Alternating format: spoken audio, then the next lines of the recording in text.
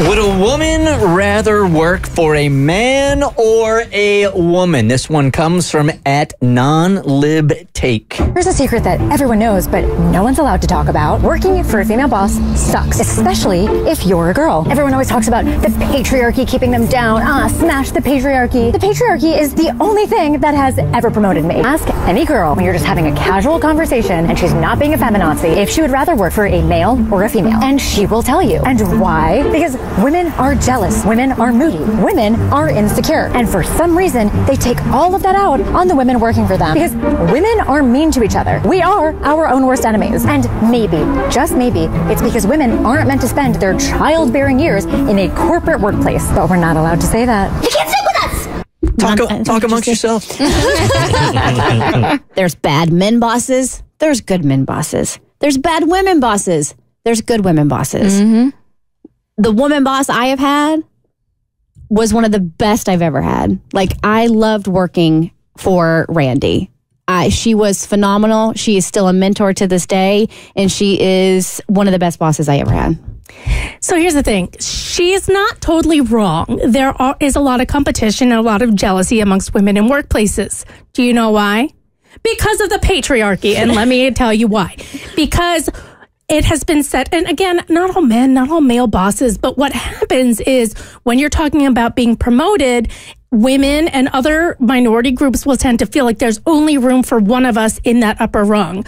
Otherwise, it's too many. So if you're a woman or a person of color or somebody who's part of the LGBTQ community, and I can't speak for those other communities I'm not a part of, but inherently as a woman, and I've had bosses in the past say this to me before, like, you're fighting it out for this promotion in this like marketing department with this other girl over here. There's not room for both of us. And that's a very clear message that used to be sent. So I think some women internalize this. And yes, it does get jealous and petty. And what you need is a female boss who understands that's not how it works. But when you look at studies and stuff too, women will talk like 20% of the time and men think they're talking 80% of the time, right? And that's an actual study. So what happens is then it becomes this idea that if you had all women in the C-suite, it would be kind of weird at a company. It seems weird. But if it's all men, it's not weird. So for there to be anyone other than men, it seems strange. And so then women are like, hey, there's only room for one of us. It's a cat fight. I guess this conversation is interesting to me because, and yes, to everything you guys just said, retweet, ditto, I sign off on that. But I think the fact that women even consider the option between having a male or a female boss is interesting to me because I think if you ask the same question to men, it would be an obvious answer to which one they would choose. Like women, I think, consider the opportunity to have a female or a male boss. Whereas I feel like if you asked men, would you rather have a female or a male boss? I feel like all men would say the same thing. My answer would be none. Yeah. I want to be my own boss. That's exactly what my answer was. maybe that's option C. Would I rather have a male or a female? And I want to dig deep here and be 100% honest with you guys without riding the fence. I've certainly had way more male bosses. Especially in this industry. Because it's male-dominated. In this industry. It is white male-dominated. Wouldn't matter. Got to be honest with you. Would not matter to me.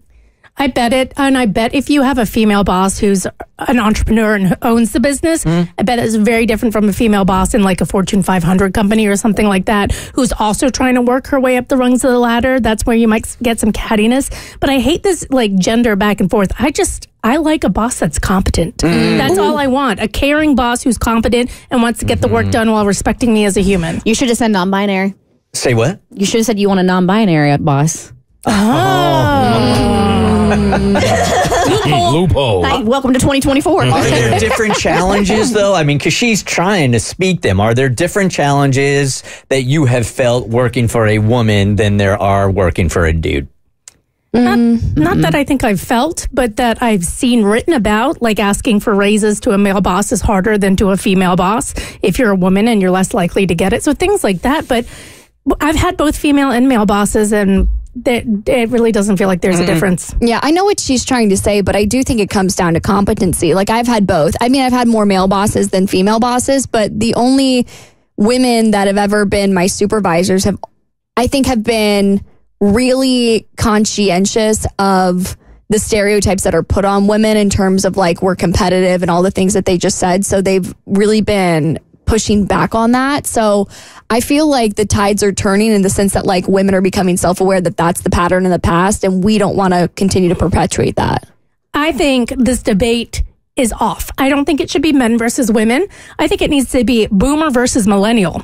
Would you rather have a boomer boss or a millennial boss? I would certainly take a millennial. Millennial. To me, because actually that's the difference. When I think of the people that were my bosses, it didn't really matter what their gender was, but it was definitely an age thing. I don't know what generation Jimmy belongs to. I'm assuming it's Gen Alpha, because that's the current boss I have in my house. The Bert Show.